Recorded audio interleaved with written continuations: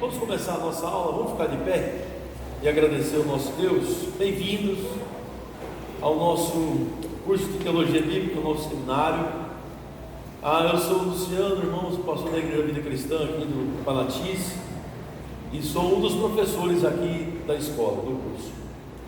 E eu quero agradecer a Deus, antes da gente começar, pela sua graça, para a gente receber do Senhor entendimento, revelação, crescimento, e entender, irmãos, a história da redenção em Cristo Jesus, tá?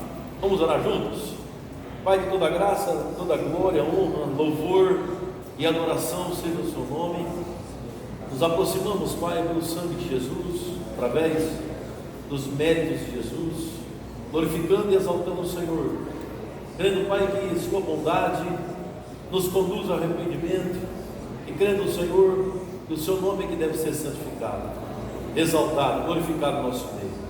Pedimos, Pai, que o Senhor abra os nossos olhos espirituais para nós entendermos o grande plano da redenção, a história da revelação especial do Senhor ao teu povo. Em nome de Jesus, eis-me aqui para falar de uma forma clara, inspirado e guiado. Peço que o Senhor traga provisão para a vida dos meus irmãos, para estarem seguindo nesse ano. Peço que o Senhor os ajude. Nós te agradecemos pela vitória acima das trevas, Pai, acima da preguiça e do cansaço, a vitória acima das investidas do diabo, a vitória, Senhor, que o Senhor nos deu em Cristo Jesus. Pedimos que o Senhor nos lembre sempre disso, Pai. Graças nós te rendemos, em nome de Jesus Cristo. Amém, queridos irmãos? Pronto, podem assentar-se, irmãos.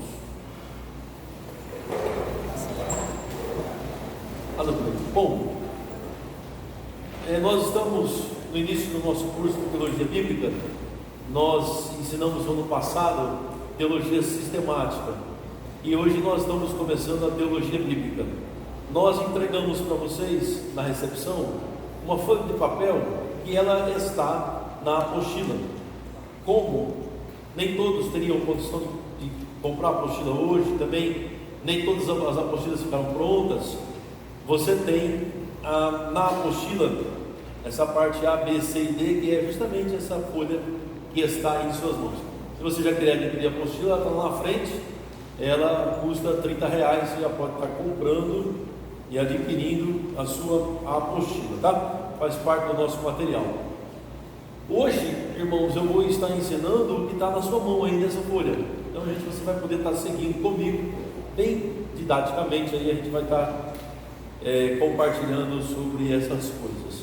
Eu quero falar nessa parte inicial sobre a teologia bíblica e dar uma introdução, uma forma panorâmica, para você entender aquilo que a teologia bíblica se propõe a nos passar, né? Se você vê aí na seu papel, na sua revista, na sua apostila, na verdade, você vai ver que eu coloquei na parte inicial que quando nós pregamos o Evangelho, ensinamos o Evangelho, contamos as histórias do Evangelho para as pessoas de uma forma geral, normalmente a gente conta as histórias da Bíblia de uma forma separada. Nós contamos as histórias da Bíblia de uma forma individual e normalmente a gente não tem o hábito de contar as histórias da Bíblia conectadas com o todo da Bíblia. A gente vai falar de Sansão, que é o caso aqui da mochila. A gente fala sobre Sansão, que venceu os filisteus por Israel, começou a destruir os filisteus, a influência dos filisteus contra os israelitas, mas a gente esquece que o domínio dos filisteus contra os israelitas começou a ser diminuído em Sansão, e Sansão está conectado à pessoa de Davi, porque foi Davi quem consumou a destruição dos filisteus por parte dos israelitas. Então Sansão começa e Davi termina. Sansão é um tipo de Cristo, a primeira vinda de Jesus, e Davi, a segunda vinda de Jesus, a consumação de toda a derrota de todos os nossos inimigos. A gente não tem muito esse hábito de fazer as conexões. Quando a gente vai ensinar as crianças, a gente fala: olha, você precisa obedecer seu pai, precisa obedecer sua mãe. Muitas vezes as nossas músicas são: o sabão lava o meu rostinho, lava o meu pezinho, lava a minha mão. mas Jesus, para me deixar limpinho, quer lavar meu coração. Então a gente canta essas músicas e ensina as crianças e vai nessa linha de raciocínio, mas normalmente a gente não conecta os ensinos e as histórias da Bíblia com a história principal da Bíblia. Porque, irmãos, a Bíblia Sagrada, ela é formada por 66 livros, é um compêndio de livros. Aqui nós temos 66 livros canônicos. Canônicos são os livros que são considerados inspirados por Deus, inspirados pelo Espírito Santo. E esses 66 livros, irmãos, contam dezenas, na verdade, centenas de histórias estão aqui. Centenas, tem muita história. E cada história tem personagens, cada história tem um enredo, cada história tem uma direção. Só que todas as histórias da Bíblia Sagrada, sem exceção, irmãos, elas estão apontando para uma grande história, que é o tema principal da Bíblia. Se a gente não ler a Bíblia conectando as suas histórias menores, específicas, particulares, separadas, livro por livro, com o plano maior, com a história principal da Bíblia, a gente não vai estar atingindo o que Deus quer. Não vamos estar atingindo o objetivo que Deus quer, mas não vamos estar mesmo. Nós precisamos conectar todos os nossos ensinos, todas as nossas pregações, o contar de cada história da Bíblia com o plano maior. E qual é o plano maior? O plano maior pode ser chamado da definição de teologia bíblica. O plano maior, irmãos, é a história da revelação especial de Deus para com o seu povo. Se a gente chegasse aqui e perguntasse qual é o tema da Bíblia, qual seria a sua resposta? Você saberia dizer qual é o verdadeiro tema da Bíblia Sagrada? O tema verdadeiro da Bíblia Sagrada, irmãos, é a história da redenção. Esse é o tema da Bíblia. O tema da Bíblia é Deus contando a história de sua revelação especial ao seu povo. Então, esse livro, que tem 66 livros dentro, esse compêndio, tem centenas de histórias. Ele defende uma tese, ele conta uma história, ele tem um tema, ele tem um objetivo. Existe um objetivo por trás da Bíblia Sagrada. É muito diferente quando você olha para a Bíblia entendendo esse objetivo. Compreendeu? De você apenas olhar para a Bíblia Sagrada e querendo saber o que aquela história de Paulo em Efésios capítulo 5, falando sobre casamento, marido e mulher, quer dizer. O que é aquilo que Paulo está querendo dizer em Efésios capítulo 6 sobre criação de filhos? O que é aquilo que Sansão vivenciou? Que história é essa de Noé?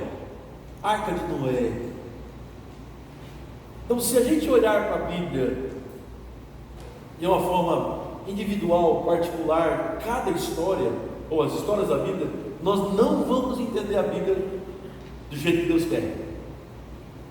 Isso é tão sério, irmãos, tão sério, que Jesus era um teólogo bíblico. E quando Jesus externava seu conhecimento da Bíblia, olha só, Jesus externava seu conhecimento da Bíblia, Jesus externava um plano superior à história maior. É difícil você ver Jesus externando o seu conhecimento da Bíblia, falando só sobre o texto. Isso aqui quis dizer isso aqui, você deve mudar a sua conduta, você tem que melhorar o seu procedimento, você tem que saber tratar seus filhos, sua esposa, seu marido, você tem que restaurar a alegria do seu casamento. Não, tudo isso é verdade, a Bíblia ensina tudo isso, mas toda vez que Jesus falava da Bíblia Sagrada, ele falava do plano maior da redenção. Olha só como isso é verdade. Vamos ver alguns versículos. Abre comigo em Lucas 24. Vamos ver as mensagens que Jesus citava da Bíblia Sagrada. O próprio Jesus, o próprio teólogo bíblico, Jesus Cristo, e depois o apóstolo Paulo. O foco de Jesus sempre foi na história principal. O foco de Jesus nunca foi na história momentânea. Nunca. O foco de Jesus sempre foi na história maior. Jesus estava preocupado com isso. Ele não estava preocupado com o foco na história momentânea, do que estava acontecendo ali. Por exemplo, um dia chegaram Jesus falando sobre a morte daquelas pessoas sobre as quais a torre de Siloé caiu. Caiu a torre sobre o povo aí, morreu todo mundo. Jesus disse: vocês estão falando sobre a torre? Olha a visão teológica de Jesus. Vocês estão falando sobre a torre, esse povo morreu aí? Vocês se esquecem que se todos, olha só, se todos não se arrependerem, igualmente perecereis. O que Jesus está falando? Está falando do plano maior. Ele não está querendo saber daquele problema sobre os quais a torre caiu. Jesus quer saber se as pessoas estão entendendo isso aqui, o todo das Escrituras.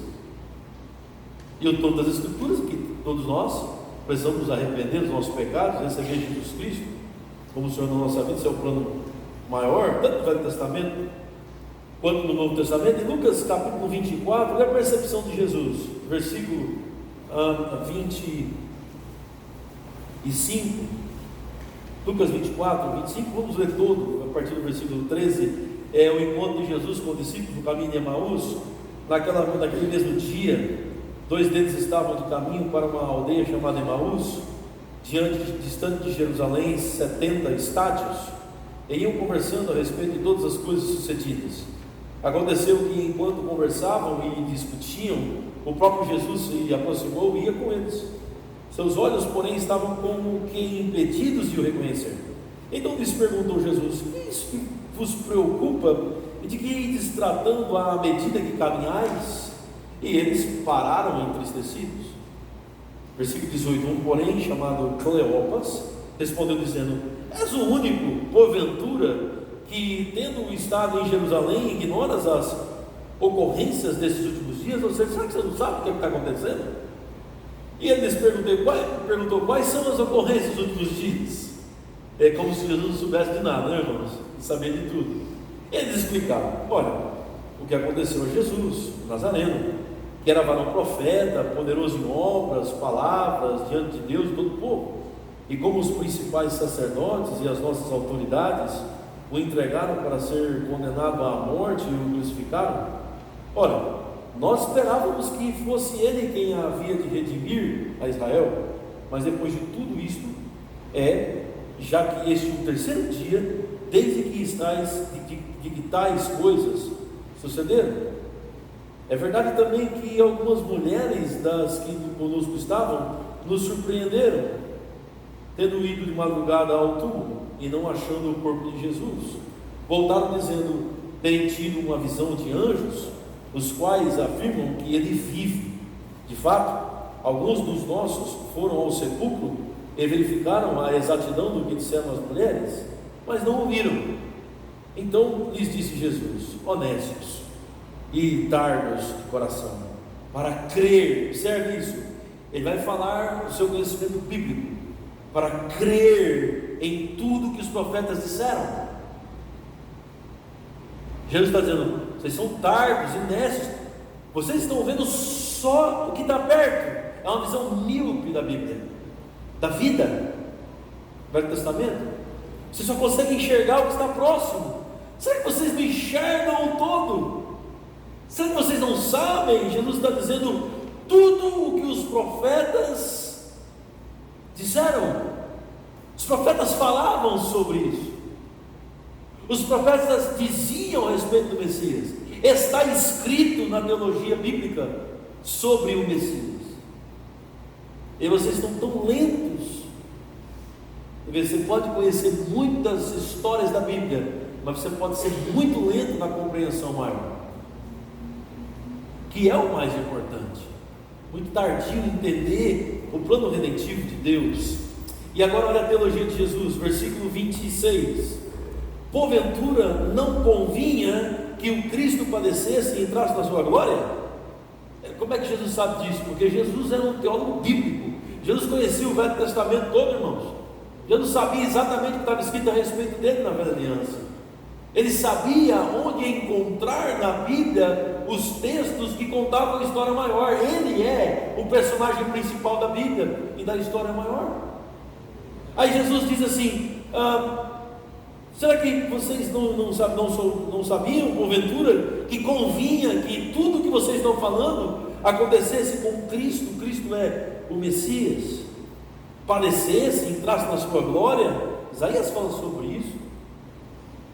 É o versículo 27, que teologia linda, ó. E começando por Moisés, discorrendo por todos os profetas, expunha-lhes o que a seu respeito constava em todas as Escrituras. Eu fico pensando nessa aula teológica, Jesus Cristo com esses homens. Aí ele abre, é como se ele dissesse assim: abre Moisés aí ele está abrindo.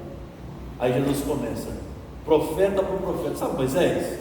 Moisés ele falou isso, aquilo outro. Moisés, olha, abriu o mar vermelho. Moisés, o povo foi batizado no mar vermelho. E sabe que aquele batismo é o batismo em Cristo, no Messias? Aí o pessoal, como? Lembra que o povo de Israel passava no deserto e de dia eles tinham uma coluna de fogo, uma nuvem que os protegia do sol, e à noite eles tinham uma coluna de fogo que os protegia do frio. E vocês se lembram disso? Aquilo protegia o povo, não é? O Messias é aquilo, protege. Ele é a coluna de fogo, ele é a nuvem que protege seu povo. Lembra da água? Sabe por que Moisés bateu 2 vezes na pedra e ele não entrou na terra prometida? Que história, que revelação. Aí ele começa, agora vamos para Davi. Davi fez isso. Eu sou o descendente de Davi, eu sou o filho de Davi, que estaria no trono e nunca mais seria destituído do trono de rei de Israel. Agora vamos para Salomão. É impressionante. Jesus Cristo começa a contar tudo o que os profetas falaram sobre ele. O nome disso é teologia bíblica. Encontrar na Bíblia o plano maior. A Bíblia fala de um assunto, trata de um assunto, de um grande drama. A Bíblia conta uma grande história.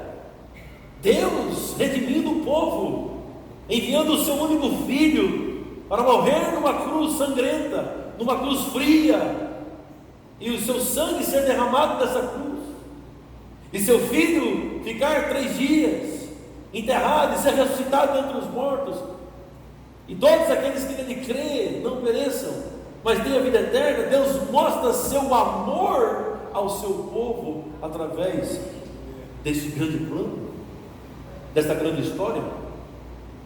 E Jesus discorre, ele fala profeta por profeta. É isso que nós vamos fazer aqui nesse ano. Nós vamos pegar todos os livros da Bíblia, na verdade já está na sua apostila aí, o que cada livro da Bíblia fala sobre Jesus. Então você já está tudo bem mastigado. Nós vamos expor isso. É encontrar Jesus Cristo e encontrar o plano maior. Encontrando Jesus na Bíblia Sagrada, tanto no Velho Testamento quanto no Novo Testamento, e descobrindo a história maior da redenção. Meus irmãos, no final da aula eu vou fazer 3 aplicações, mostrando para vocês o que vai acontecer com a nossa vida quando isso foi estabelecido em nós. Olha o que Jesus dizia em João 5, abre lá comigo, versículo 39, se quiser anotar, não tem nesse papel aí, não tem na apostila, mas é um versículo que eu me recordei. João 5, 39, olha o que a Bíblia diz.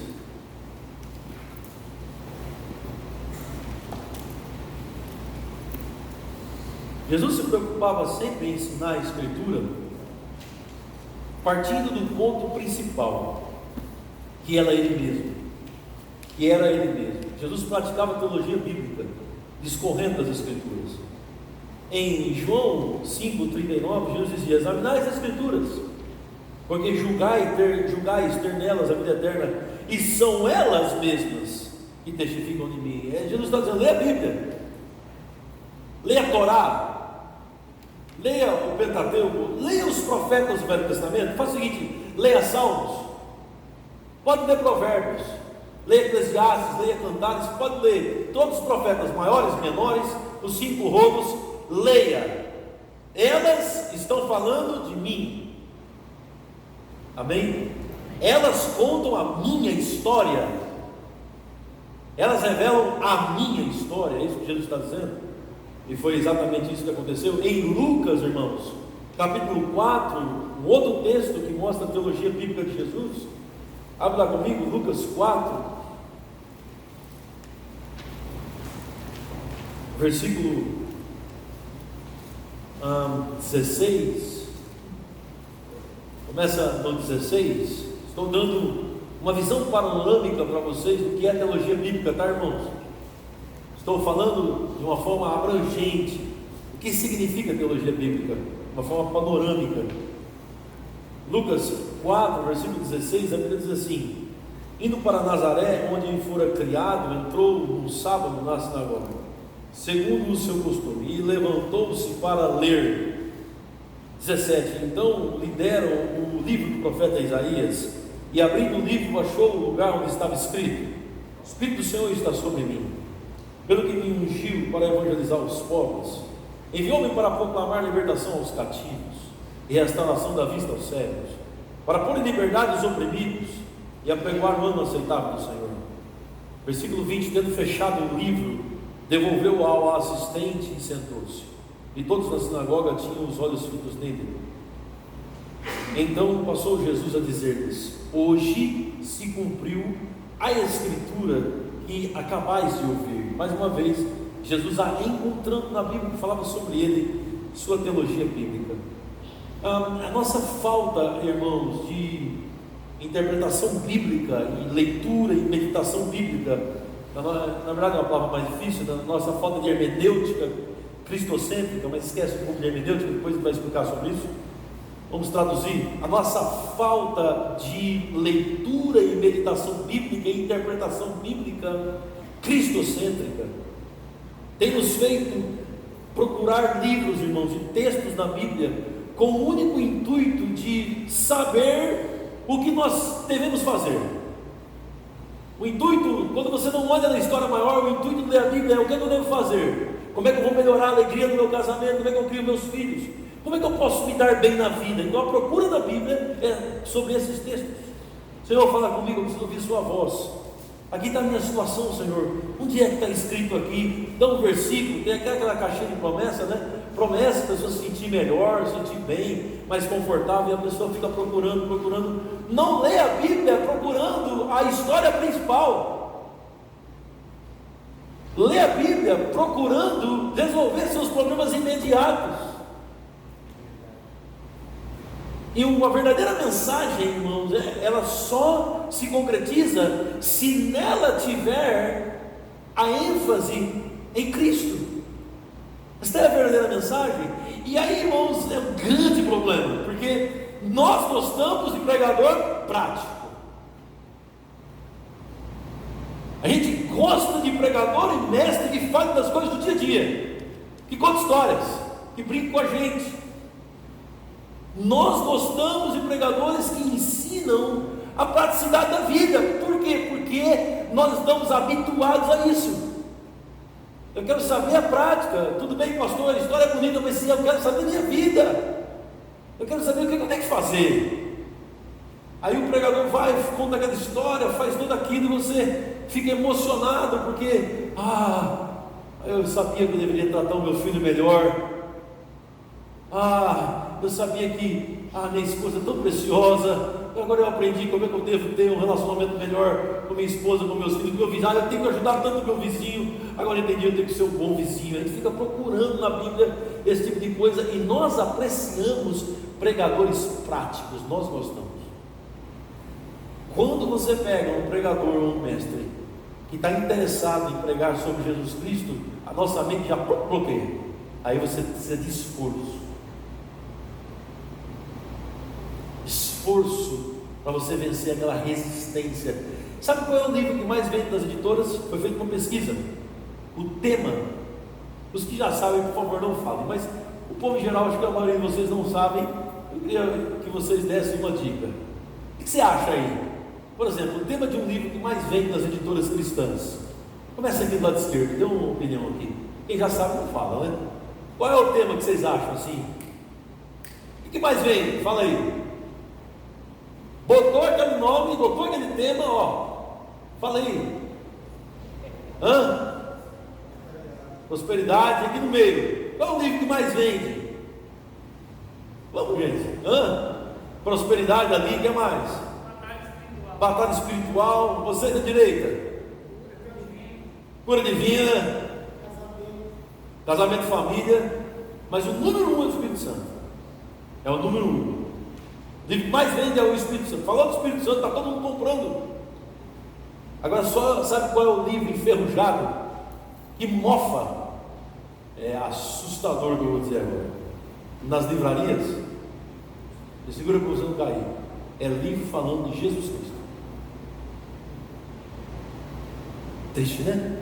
Livro cristocêntrico. Livro que vai falar sobre a história da pessoa de Jesus e sua obra. Pronto, ninguém compra. E as pessoas querem saber sobre oração, como ter vitória na oração.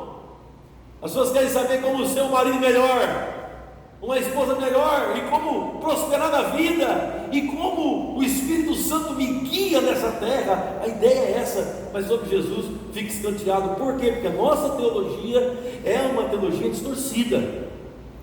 O nosso foco não é no plano da redenção e na história principal. A nossa hermenêutica, o nosso estudo não é cristocêntrico. Nós temos que vencer isso, estamos aqui para isso, irmão. Agora, mas quando você não concorda que devemos falar sobre essas coisas? Devemos, mas não pode ser a prioridade. Não pode ser a prioridade. A Bíblia fala, toda a Escritura é útil para ensino, repreensão, correção e educação da justiça, a fim de que o homem de Deus seja perfeito, perfeitamente habilitado para toda boa obra. Não é isso que está em pauta aqui. A questão é a prioridade das coisas. O que é mais importante? Nós estimamos pregadores e mestres extremamente práticos, mensagens práticas, mensagens do dia a dia. A gente gosta, a gente vibra, a gente se identifica com aquilo. Isso é bom? Sim e não. Sim e não. Sim, porque você vai ser um crente melhor, vai usar os princípios bíblicos para viver uma vida melhor nessa terra. Agora não, porque está pecando na uma parte mais importante da Bíblia. Nenhuma mensagem nossa, irmão, prática pode crescer e prosperar às custas de não falar da verdadeira história. Nenhuma. Nós não podemos crescer às custas de abandonar a verdadeira história. Nós não podemos olhar para as Escrituras de uma forma míope, olhando só o que está perto, não enxerga longe, não vendo na frente, não consegue enxergar as coisas da Bíblia Sagrada como um todo. Nós precisamos de uma visão mais abrangente da Bíblia, irmãos, uma visão mais extensa da Bíblia Sagrada, mergulhar nas Escrituras e entender: agora eu entendi por que Deus diz a Abraão: sê tu uma bênção. Não existe crescimento de pregação, de ensino às custas de uma falta de entendimento da história maior. Não pode, a história maior tem que estar em primeiro lugar. A impressão que dá, irmão, é que as histórias da Bíblia só servem para questões imediatas, de conduta, de moral, de procedimento, de dedicação e mais nada. Essa é a impressão que dá. Mas o Senhor tem nos alertado aqui que a Bíblia Sagrada tem um tema. E esse tema precisa ser falado em cada mensagem, em cada pregação. Vamos ver o exemplo de Abraão, olha só. Diz a sua Bíblia, vai para Gênesis 12, para você entender melhor essa questão de hermenêutica bíblica, de estudo mesmo, de interpretação, de conhecer a história maior. Vamos lá. Gênesis capítulo 12, o Senhor vai chamar Abraão, versículo 1.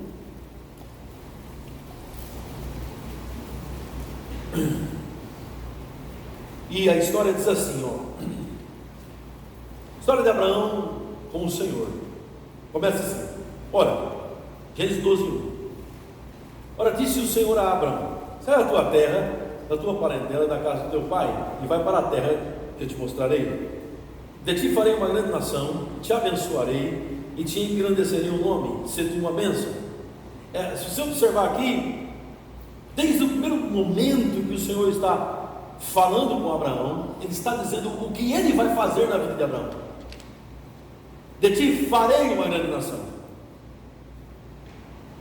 eu te abençoarei, eu engrandecerei o seu nome. É o tempo todo dizendo, eu vou fazer, vai para uma terra que eu vou te mostrar. Então, o texto tem 4 partes que dizem que Deus vai fazer na vida de Abraão. Vocês estão comigo, irmãos? Estão entendendo?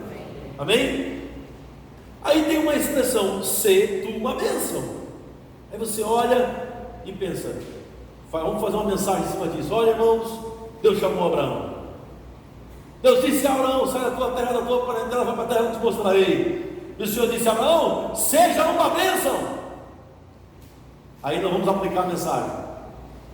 Irmãos, como Deus disse para Abraão ser uma bênção, eu quero dizer para vocês, sejam vocês também uma bênção, em nome de Jesus. Nós temos condições de ser uma bênção na vida do nosso vizinho. Nós temos condições de ser uma bênção na vida da nossa esposa. Nós temos condições de ser uma bênção na sociedade. Nós temos condições, vamos ser uma bênção. A gente pega o texto e imediatamente coloca na prática do dia a dia e diz o que nós temos que fazer. O texto não está falando nada disso. Nada disso. O texto não está dizendo, Abraão, seja você uma bênção. O texto está dizendo, Abraão, eu vou fazer você uma bênção. Eu vou te engrandecer, eu vou multiplicar você. Eu te chamei, Abraão. Então, Abraão, no hebraico, quando foi escrito isso aqui, a história é, eu vou fazer você uma bênção. O texto em momento nenhum está dizendo o que Abraão vai fazer para Deus ou para o mundo. O texto está dizendo o que Deus irá fazer na vida de Abraão, e isto vai influenciar a terra. É muito diferente. O texto não está falando sobre Abraão em si, o texto está falando sobre Deus fazendo Abraão a bênção. No hebraico não é um imperativo, vamos, se mexe, vamos, seja uma bênção. Não, no hebraico é, eu vou fazer você uma bênção. Não é o que você faz para Deus. O Evangelho e a grande história nunca teve você, do contrário do que diz Augusto Cury, todo respeito, gosto dele até, mas do contrário do que diz Augusto Cury, o Evangelho nunca colocou você como artista principal da sua vida. Você não é o ator principal da sua história. O Evangelho da Bíblia Sagrada coloca Deus como sendo o centro de tudo, e Jesus o ator principal. Esse texto, irmãos, e toda a história de Abraão mostra a cabeça representativa da fé, através do qual todo mundo seria abençoado, por causa da fé que aquele homem teve. Essa é a história de Abraão. Deus não fala sobre conduta com Abraão. Inclusive, se Deus fosse falar sobre conduta com Abraão, quando chega no capítulo 15, 16, acaba tudo, porque a mulher de Abraão cochicha no ouvido dele. Abraão, e aí? Não tem jeito não, essa promessa já era. Essa história de vou te dar uma grande nação, eu te farei uma grande nação. Eu não tenho filho, não posso. Já estamos velhos.